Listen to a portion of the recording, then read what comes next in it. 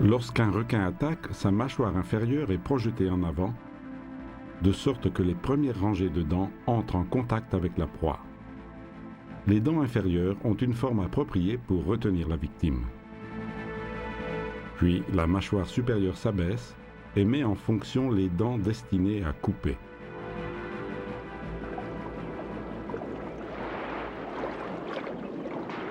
Les Dents de la mer, le best-seller de Peter Benchley, que l'adaptation cinématographique de Steven Spielberg a transformé en un phénomène mondial. L'histoire, publiée en 1974, se base sur des faits réels.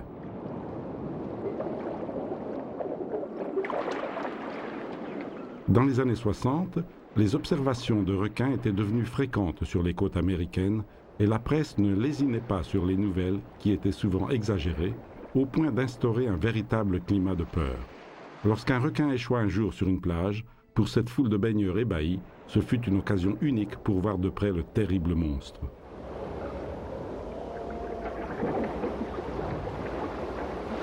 Dans l'imagination collective, le danger s'identifiait dans le formidable requin blanc, défini comme le plus intelligent et le plus cruel de tous les animaux marins.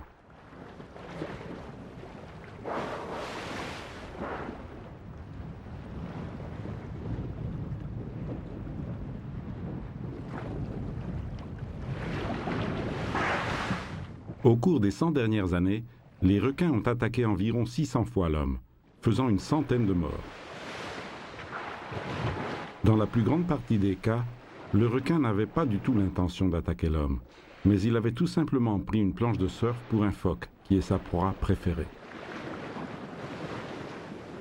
Le requin est ainsi devenu le cauchemar de tous ceux qui aiment nager au loin ou chevaucher les ondes des grandes mers. Mais comment devons-nous nous comporter pour nous sentir plus sûrs et éviter d'être attaqués par le prédateur des mers ?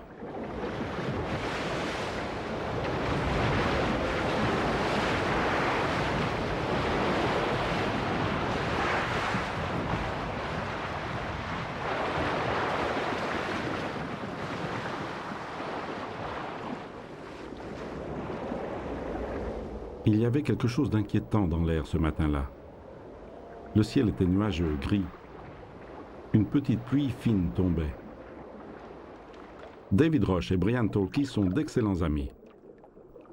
L'amitié qui les unit est alimentée par une passion commune, la pêche sous-marine. En 1963, ils participent au championnat annuel qui se déroule sur les côtes australiennes. Brian m'a dit, « D'après moi, il y a quelque chose là-bas. » Mais moi, je ne voyais rien.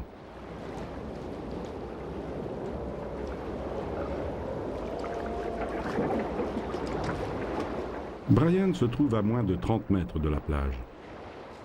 Alors qu'il s'apprête à sortir de l'eau, il est attaqué par un requin.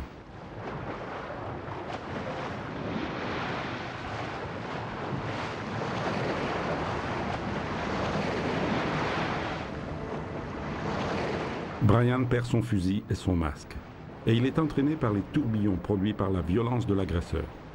Le requin le retient entre ses mâchoires. Brian cherche en vain de se libérer de cette prise terrible et de retourner à la surface. Dans ce document dramatique, tourné immédiatement après la récupération du corps de Brian, il est possible de voir les lacérations produites par l'attaque mortelle du requin. Il est rare que le requin déchiquette ou dévore l'homme, mais dans les rares cas d'attaque, les blessures causées par les terribles dents peuvent provoquer de graves hémorragies et entraîner la mort.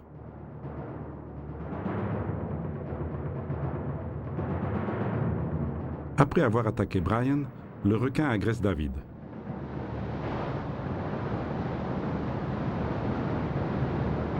J'ai juste eu le temps d'apercevoir la silhouette du requin. J'ai d'abord vu l'aileron dorsal qui se rapprochait, le museau, les yeux, les dents. Il m'a attrapé le pied droit avec une rapidité surprenante.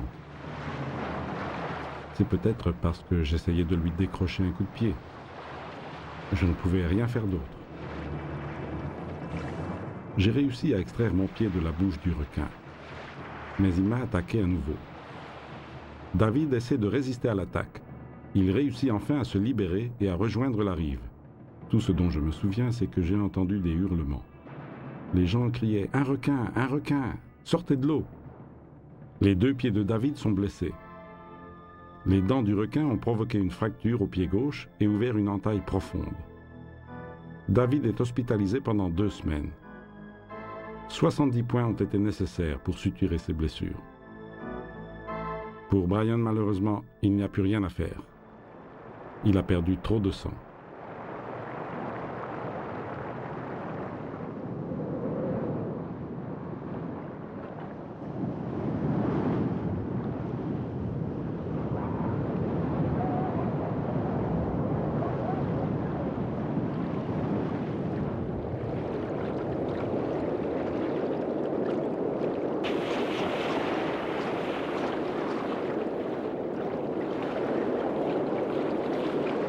Les mers du monde entier comptent plus de 350 espèces de requins.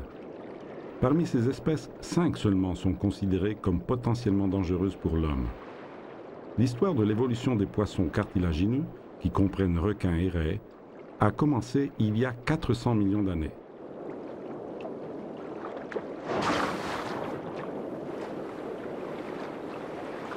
Parmi les requins qui peuplent les mers australiennes, celui qui attaque le plus facilement l'homme est le Carcharodon carcharias, le grand requin blanc.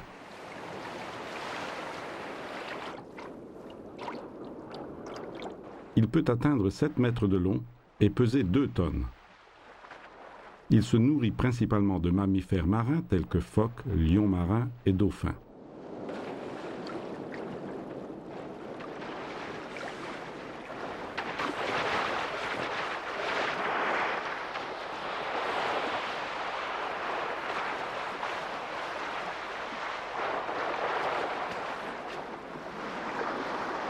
Quelquefois, le requin blanc ne dédaigne pas les proies ayant une taille plus grande que de coutume, comme l'homme. Toutefois, la prédation sur l'homme n'est pas un événement fréquent. Alors, pourquoi une telle panique dès qu'un requin mord une planche de surf ou simplement lorsque la silhouette d'un poisson apparaît à l'horizon? Nous avons tous peur des requins parce que nous craignons surtout d'être dévorés vivants. Mais en réalité, il est très rare qu'un homme soit dévoré par un requin. Dans la plupart des cas, il se limite à mordre la victime, puis il s'éloigne. On ne connaît que quelques cas d'attaque de la part des requins qui ont conduit à la mort. Mais il s'agit vraiment de cas très rares.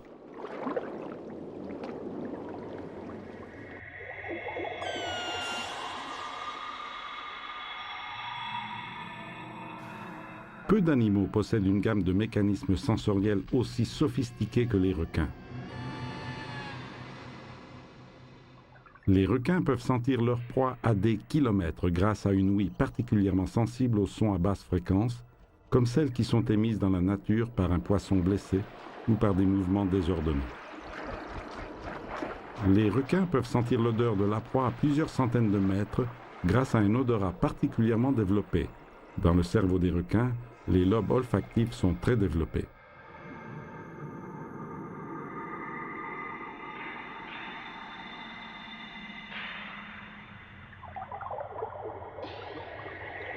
L'eau entre par les narines et parcourt un chemin obligatoire en passant par des cellules spéciales qui analysent la présence de substances odorantes. Les requins peuvent reconnaître la présence de substances alimentaires même si elles sont très diluées, comme 1 gramme de poisson dans une tonne d'eau. Grâce à une série de petits canaux situés le long de la ligne latérale et contenant des cellules sensorielles, ils peuvent percevoir le moindre mouvement effectué dans un rayon de 100 mètres. Enfin, le museau des requins est tapissé de minuscules pores qui sont les ouvertures des ampoules de Lorenzini et qui leur permettent de reconnaître les champs électriques. La sensibilité électrique des requins est la plus intense de tout le règne animal.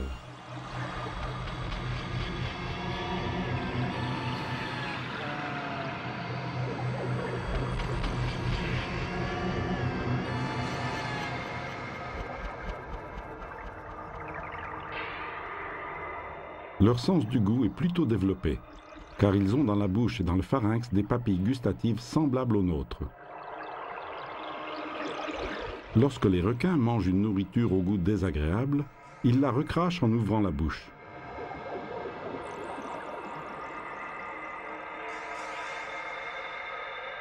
Et bien qu'il soit désormais certain que la chair humaine ne fait pas partie de leur nourriture préférée, des études ont été effectuées en tenant compte des aliments qui ne lui plaisent pas, afin de réaliser un répulsif anti-requin utile aux personnes devant travailler dans des environnements marins dangereux.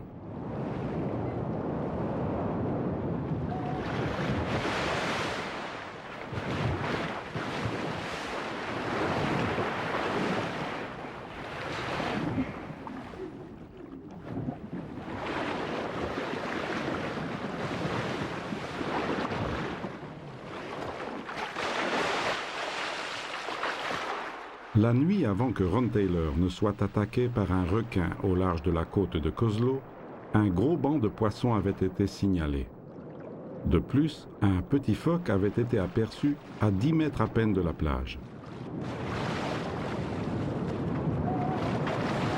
Quiconque se trouvait dans une telle situation aurait dû quitter rapidement l'eau.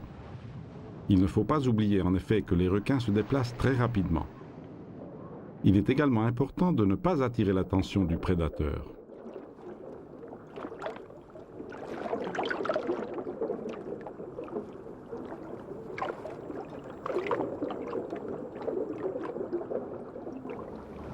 En général, plus le requin est grand, plus les proies auxquelles il donne la chasse sont grandes.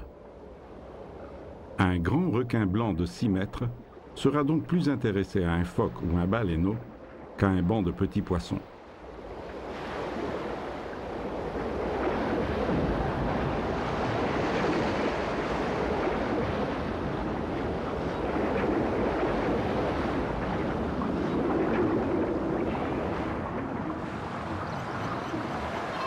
Cette colonie de phoques et de lions marins qui peuple une île au large de la côte méridionale de l'Australie est l'un des gardes-manger des requins blancs.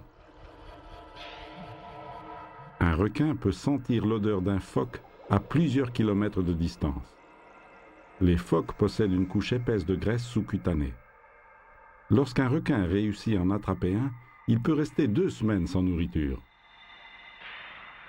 Pour pouvoir battre en vitesse la proie dont il se nourrit, le grand requin blanc chasse en attaquant par surprise.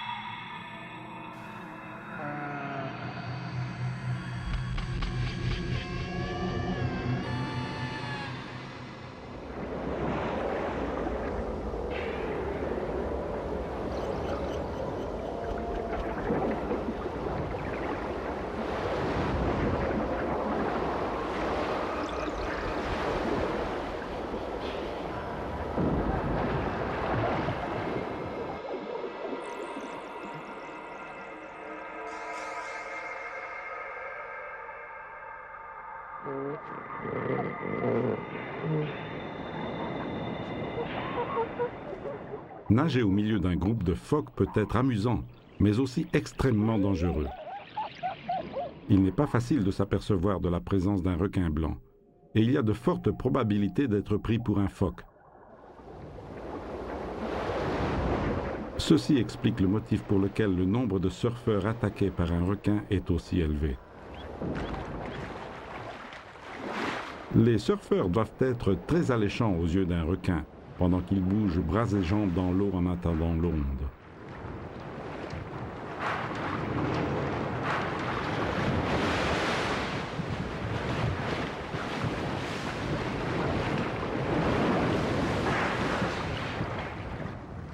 Pour se défendre de l'agression d'un requin, le meilleur moyen est de l'attaquer. J'ai essayé de l'atteindre aux yeux parce que je sais que c'est son point le plus vulnérable. Le requin s'est éloigné. Dès que je suis remonté sur la planche de surf, il est retourné à l'attaque. Je l'ai alors frappé à nouveau. Puis j'ai senti à l'improviste un coup violent. J'ai vu la planche voler. Je ne me souviens plus de rien. Tout ce dont je me rappelle, c'est que cette forme énorme me poussait dans l'eau.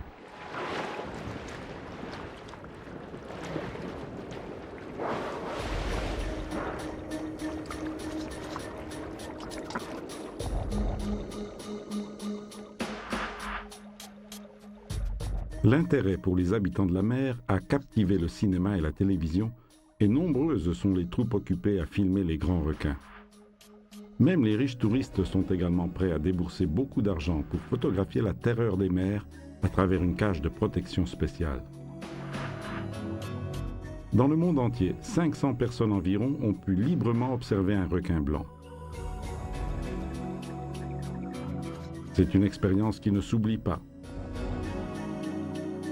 Observer un requin qui nage librement est un spectacle unique au monde. En restant dans la cage, il est possible de profiter du spectacle sans aucune crainte. Le requin glisse dans l'eau et nage dans le milieu aquatique avec un mouvement sinueux et à une vitesse impressionnante.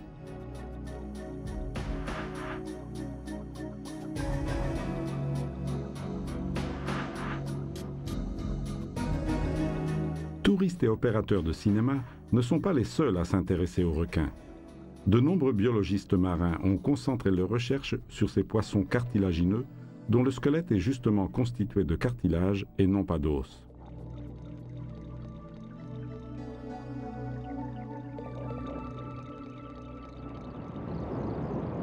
Ils nagent souvent en zigzag, ce qui leur permet de pouvoir flotter sans s'arrêter et pouvoir repérer la source d'un bruit. En effet, leur cerveau compare les informations fournies par la narine droite avec celles qui sont communiquées par la narine gauche. Chez certaines espèces, comme les requins marteaux, cette nage très sinueuse est particulièrement évidente car les narines situées aux extrémités latérales de la tête sont très distantes l'une de l'autre.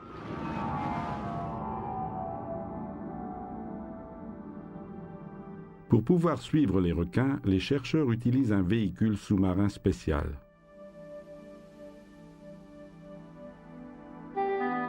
La technologie moderne a permis d'observer pour la première fois un requin dans son habitat naturel en pleine mer.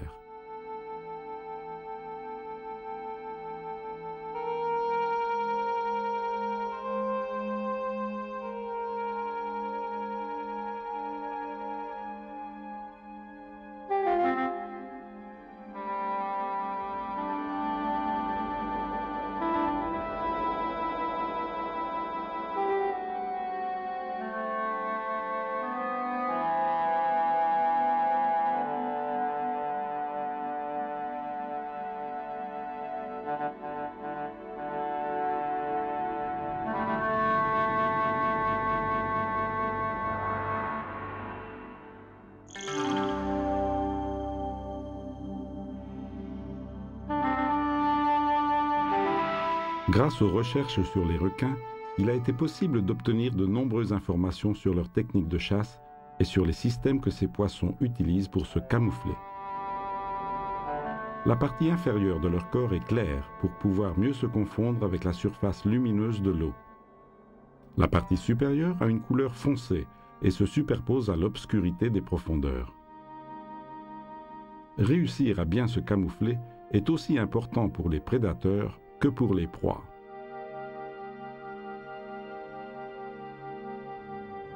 Même si elles fonctionnent comme des armes très dangereuses et cruellement efficaces, les dents des requins ne sont pas plantées dans les alvéoles avec les racines comme les nôtres, mais elles sont simplement fixées dans les gencives, ce qui les rend particulièrement instables. Ceci explique pourquoi les mâchoires ont plusieurs rangées de dents. Seules les premières rangées sont fonctionnelles, tandis que les autres sont de réserve. Un seul exemplaire peut changer au cours de son existence 30 000 dents environ.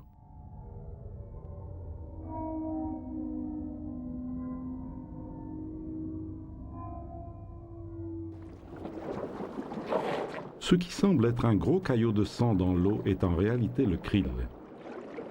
Un amas d'animaux très petits qui remontent des profondeurs marines.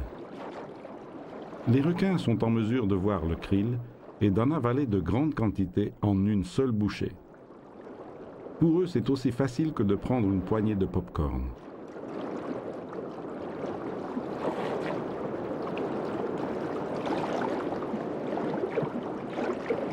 Lorsqu'on parle de requins, l'esprit évoque immédiatement des images de peur et de férocité, alors que dans la réalité, de nombreuses espèces de requins sont tout à fait inoffensives.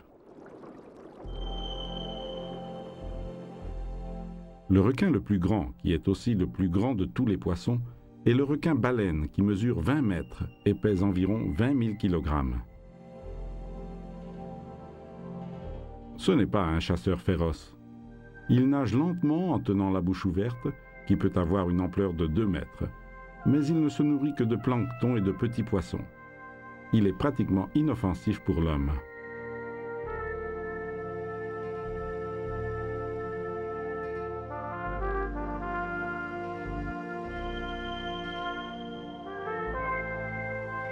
Le requin taupe bleu au corps fin et à la tête pointue est un chasseur rapide et agressif.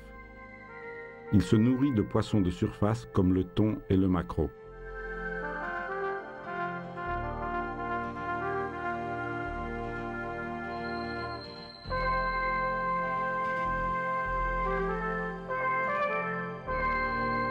Le requin pèlerin mesure 11 mètres.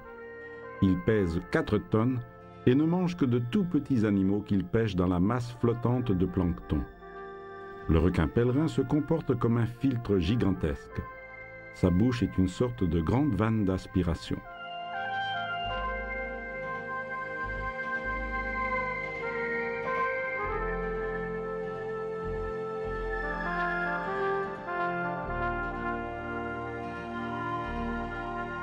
Le poisson marteau est certainement l'un des membres les plus curieux et extravagants du groupe des requins. On ne connaît pas encore le motif de la forme curieuse de sa tête, qui s'élargit quelquefois jusqu'à 80 cm. Probablement les lobes latéraux, avec les yeux situés aux extrémités des 2 protubérances, ont la fonction de stabilisateur d'équilibre.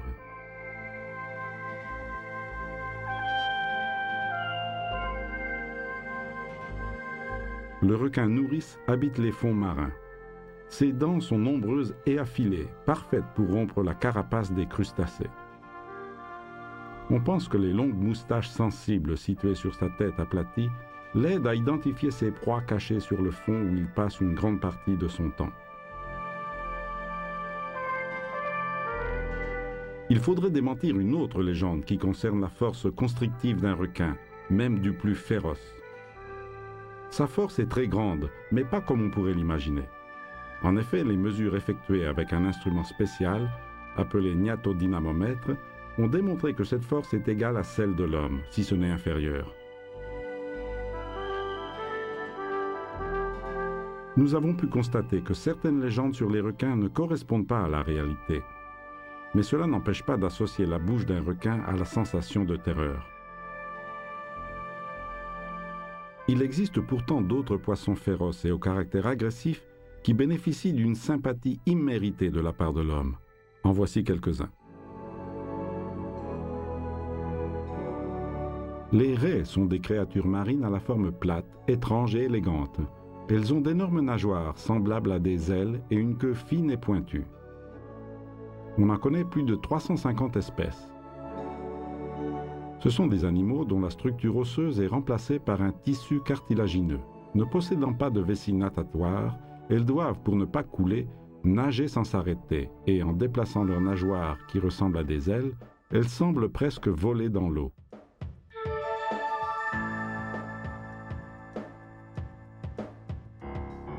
À cause de leur aspect peu hydrodynamique, il est difficile de les voir nager.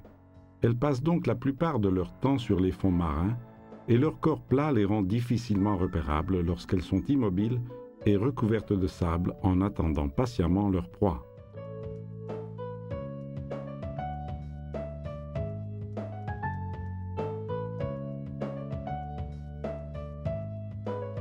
Tandis qu'elles gisent sur le fond, de petits orifices situés derrière les yeux font office d'évents pour leur permettre de respirer.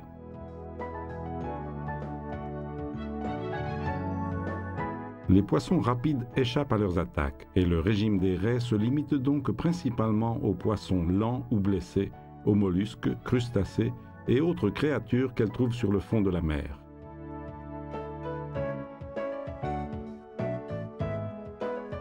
La bouche de la raie est dotée de dents robustes capables de broyer les coquilles des coquillages les plus coriaces.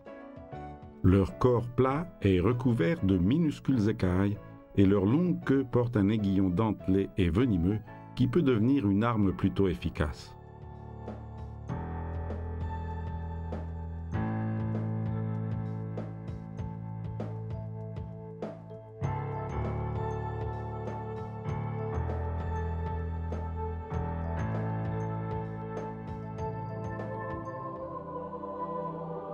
Avec d'énormes nageoires pectorales en pointe, la mante est la plus grande des raies. Elle peut atteindre 4 mètres de long et 7 mètres de large. Sa tête quadrangulaire est munie de 2 petites nageoires retournées vers l'avant, extrêmement mobiles et sensibles. Elle est complètement désarmée. Elle ne possède ni dents ni aiguillon caudaux, et elle n'a que son grand gabarit et elle est capable de nager à plus de 25 km/h. La raie manta se nourrit principalement de plancton, de crustacés et de poissons de petite taille qu'elle capture tout simplement en nageant la bouche grande ouverte.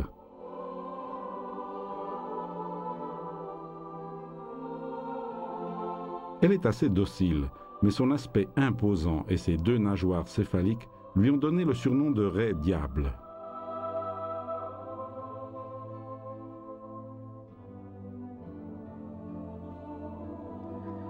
Dans les superstitions des indigènes polynésiens, la raie manta est considérée comme un monstre capable de capturer l'homme dans une étreinte mortelle en l'enveloppant dans ses énormes ailes et en l'entraînant dans les ténèbres des fonds marins pour le transformer en diable. Ce fut un prétexte pour les exterminer. Aujourd'hui, les rites propitiatoires semblent être devenus plus efficaces pour se défendre du diable de la mer.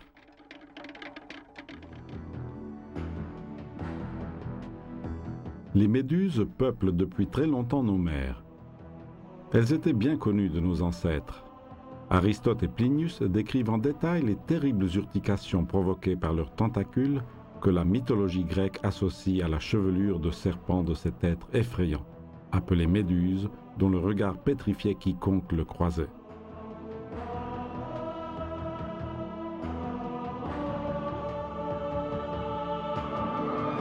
La distribution géographique de ces animaux transparents et gélatineux, capables d'assumer des teintes colorées et luminescentes, est tellement vaste qu'on les trouve sur toutes les latitudes. Environ 4000 espèces de méduses sont connues, grandes et petites. Situées en bas de la classification zoologique, tout de suite après l'éponge, ce sont des animaux planctoniques, c'est-à-dire qu'ils font partie du plancton et appartiennent au groupe des cnidaires, animaux aquatiques qui se nourrissent de proies capturées au moyen de capsules urticantes dotées de crochets, qui, en s'accrochant à la peau de leur proie ou de leurs ennemis, inoculent une substance paralysante.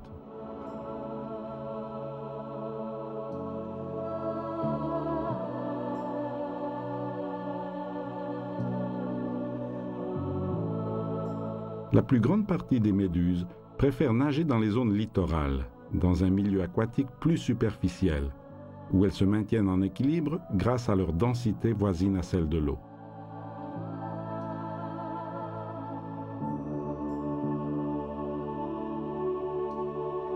Bien que constituées d'une masse gélatineuse, elles possèdent des muscles circulaires qui transmettent à leur corps une contraction rythmique. La pulsation continue permet également à l'animal de se déplacer lentement, mais en cas de nécessité, une contraction brusque projette un jet d'eau qui fonctionne comme un propulseur et lui permet de se déplacer très rapidement.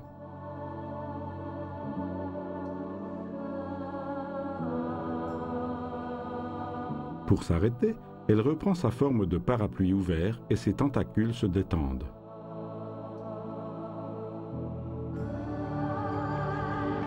Lorsque la méduse ouvre ses tentacules, elle devient extrêmement dangereuse.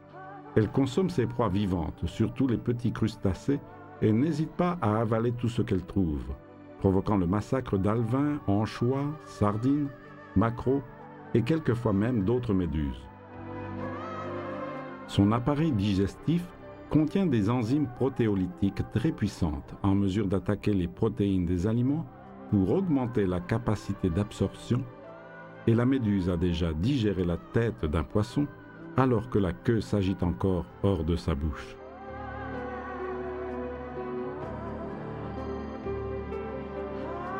La durée de vie des méduses est de 2 mois à 1 an, et leur taille varie selon les espèces. Le diamètre du parapluie peut quelquefois atteindre la dimension exceptionnelle de 3 mètres et les tentacules redoutables 50 mètres.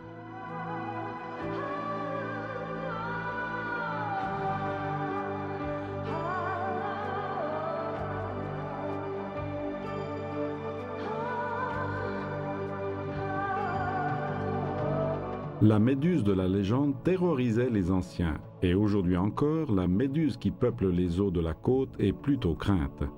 Son venin est en mesure de paralyser en quelques minutes un homme et de le conduire à la mort. Paradoxalement, ces animaux ont toutefois contribué à d'importantes découvertes pour l'humanité. Grâce à des études approfondies, certains physiologistes français, en analysant la nature du venin des méduses, ont découvert le mécanisme qui entraîne le choc anaphylactique, ouvrant ainsi une voie permettant d'expliquer le phénomène très complexe des allergies. De plus, les méduses ont également fourni des informations utiles sur la transmission des impulsions nerveuses en absence de gravité, durant leur vol interplanétaire à bord du Shuttle en juin 1991. Dans l'obscurité de la nuit, d'étranges lueurs brillent dans les ténèbres des fonds marins. C'est le plancton, existence fondamentale de toute la chaîne alimentaire des océans. Au printemps, durant les nuits de pleine lune, les calmars sont attirés à la surface par cette abondance de nourriture.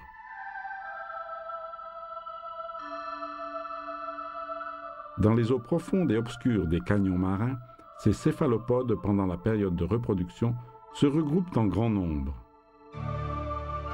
Il n'est pas rare que durant l'accouplement, ils utilisent les tentacules, car les mâles sont capables de se battre sauvagement pour la conquête des femelles. Après s'être accouplés, beaucoup d'entre eux meurent naturellement s'ils n'ont pas été les victimes de leurs nombreux prédateurs, les plus voraces étant les raies pastenagues qui volent parmi les bancs de calamars et les dévorent.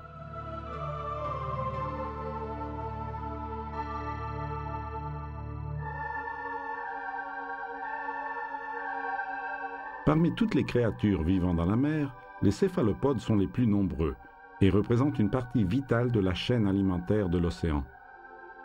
Ce sont justement les calmars qui approvisionnent une grande partie de l'industrie de la pêche.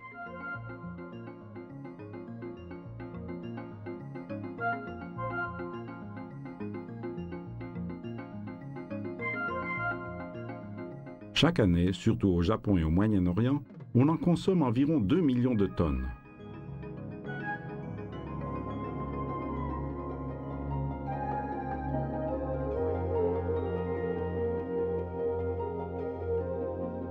De récentes documentations parlent de calmars géants, et on a même retrouvé sur la plage les cadavres de ces étranges créatures appelées architeutis, qui signifie en grec calamar préhistorique.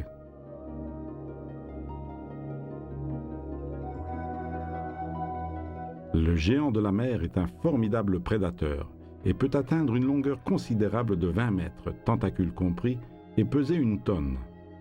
Face à lui, toute forme de vie marine semble insignifiante.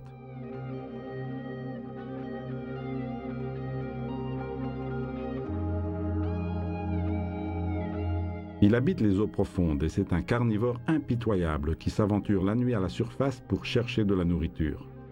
Il possède des armes mortelles, une masse longue et agile de tentacules recouverts de ventouses ou de crochets semblables à des cerfs. Ces tentacules, qui entourent la tête, sont capables de prendre au piège la proie dans un enchevêtrement mortel, puis de la broyer avec une bouche qui ressemble à un bec de perroquet. Ses yeux sont énormes et menaçants, les plus grands du royaume animal.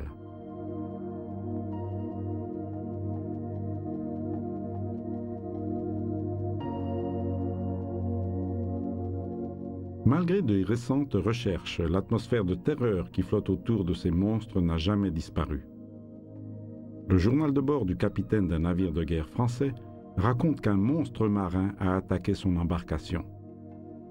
Cet épisode enflamme l'imagination de l'écrivain Jules Verne, qui publiera en 1870 son célèbre 20 000 lieues sous les mers, et où le capitaine Nemo défend courageusement le Nautilus contre l'attaque de l'Architeuthis, le calmar géant.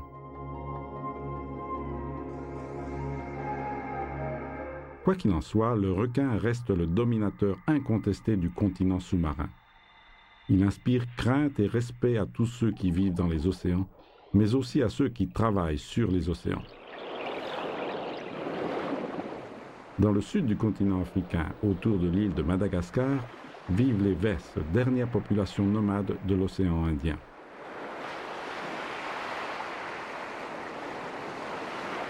Les Wès sont spécialisés dans la pêche au requin. Ils pêchent pour de l'argent et leur butin est vendu aux commerçants qui réapprovisionnent la cuisine asiatique où le requin est très apprécié. Dans le passé, les Wès étaient très superstitieux et pensaient que l'animal avait une âme. Les anciens racontaient que tuer un requin pouvait bouleverser l'ordre des choses. Et c'est ainsi qu'une légende prit vie. Un jour, un pêcheur remontant son filet dans la barque découvrit une bête horrible. Après avoir surmonté sa peur, il s'approcha de l'animal et lui dit « Je te demande pardon, je ne voulais pas t'attaquer.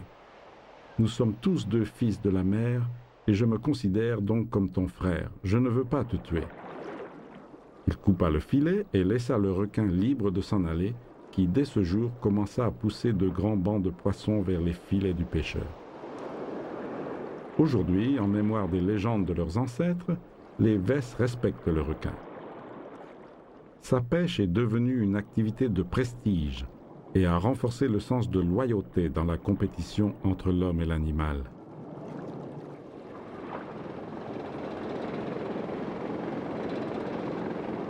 À des milliers de kilomètres de là, de l'autre côté de l'océan Indien, dans la mer qui sépare les îles indonésiennes de Java et Sumatra.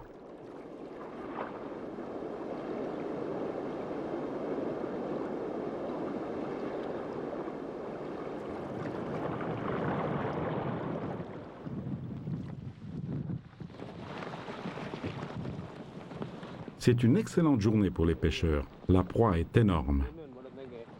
C'est un requin tigre, l'une des espèces les plus féroces qui peuplent la mer.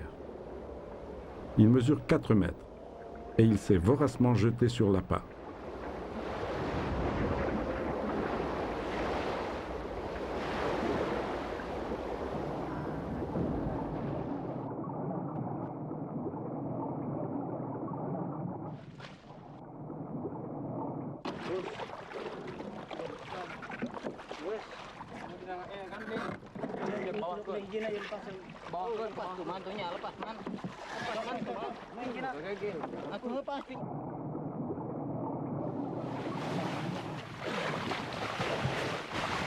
Le requin est encore vivant et les hommes luttent durement pour le hisser à bord de la barque.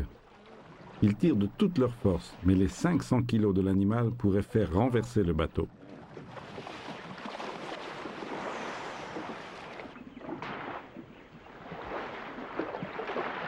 Sans penser que d'autres requins pourraient être attirés par l'odeur du sang, le plus courageux des pêcheurs plonge pour attacher l'extrémité d'une corde à la queue du requin.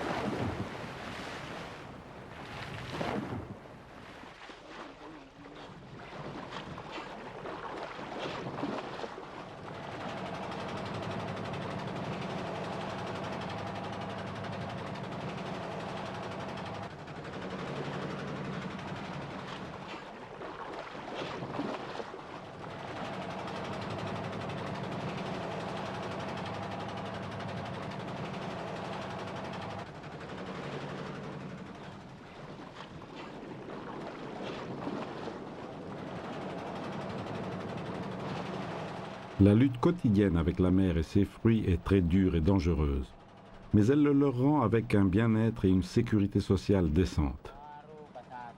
Le requin est une des proies les plus rémunératrices. En effet, à ces latitudes, ces ailerons sont un plat très recherché. Mais contrairement à leurs collègues de Hong Kong et du Japon, cette partie du requin n'est pas la seule qui intéresse ces pêcheurs.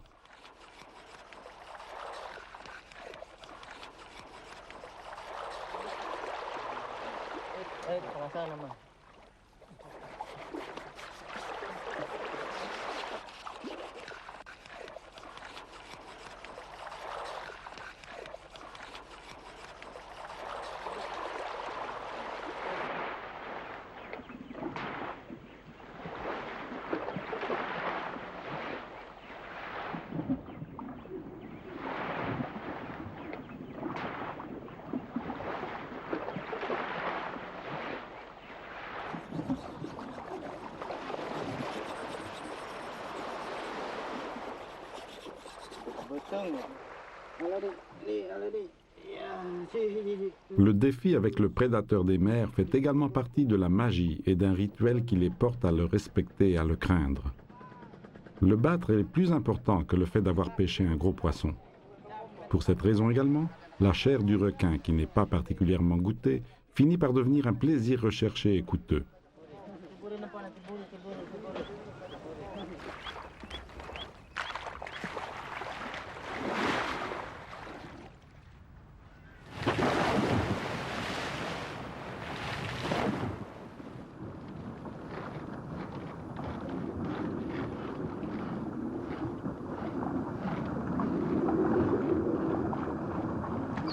Une famille de lamantins. Cet animal est protégé car il est en voie de disparition, mais ceci n'intéresse pas l'appétit du requin.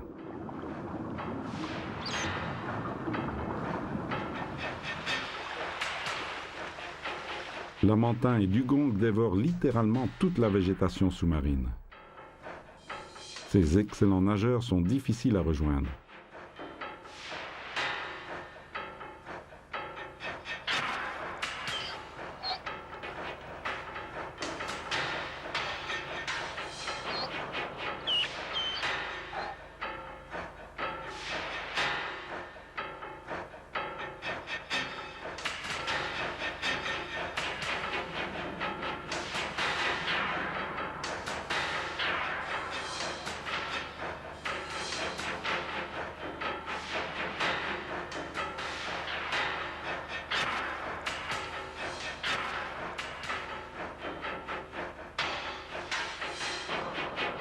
Le requin tigre appartient lui aussi à la famille des puissants prédateurs et il contribue sans le vouloir au maintien du grand équilibre naturel.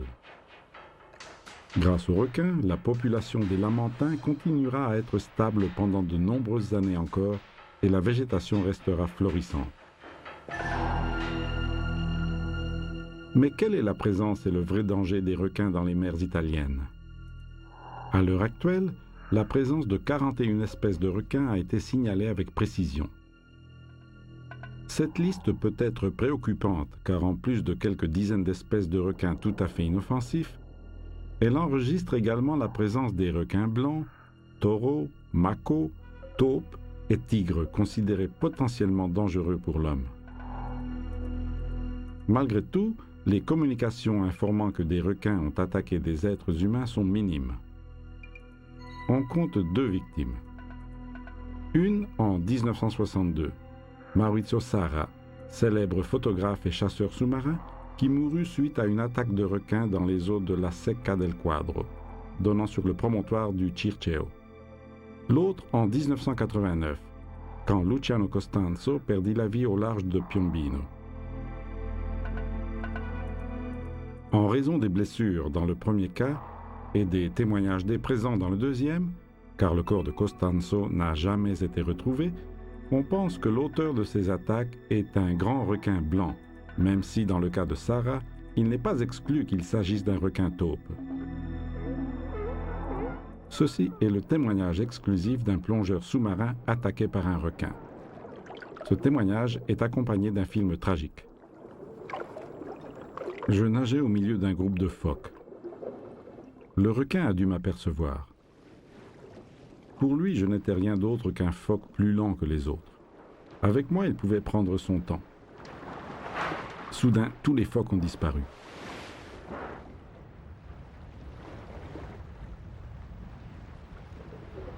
J'étais sous l'eau. J'ai réussi à remonter à la surface et j'ai attendu que l'autre plongeur qui était avec moi me rejoigne.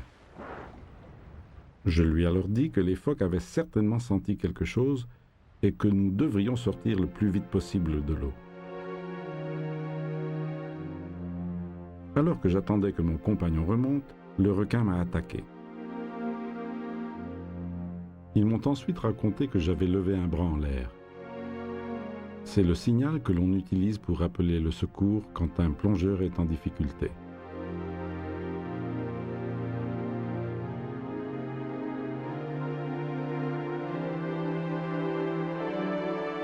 J'ai allongé une main vers le genou gauche et j'ai senti que je n'avais plus la jambe. J'ai réussi difficilement à rejoindre la surface. Je perdais beaucoup de sang. Quelqu'un a arraché la sangle d'un harpon et l'a serré autour du moignon de ma jambe. J'ai entendu quelqu'un qui disait « Il ne s'en sortira pas, regarde-le, il est pâle comme un linge ». Ce qui m'a le plus contrarié, c'est que je n'ai pas réussi à voir le requin qui m'a mordu. Je n'ai pas réussi à le voir, même quand il m'a attaqué.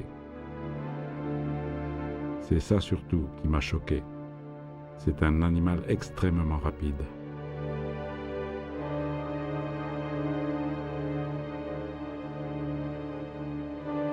Malheureusement, la soupe aux ailerons de requin est un plat toujours plus demandé et coûteux.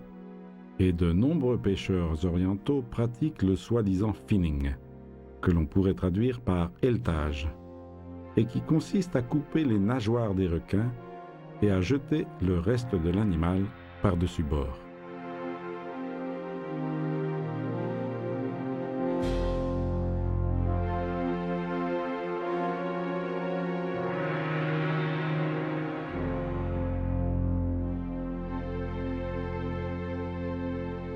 Cela leur permet de ne pas remplir les cales de carcasses de requins dont la chair n'est pas prisée et de garder plus de place pour les poissons coûteux comme par exemple les thons.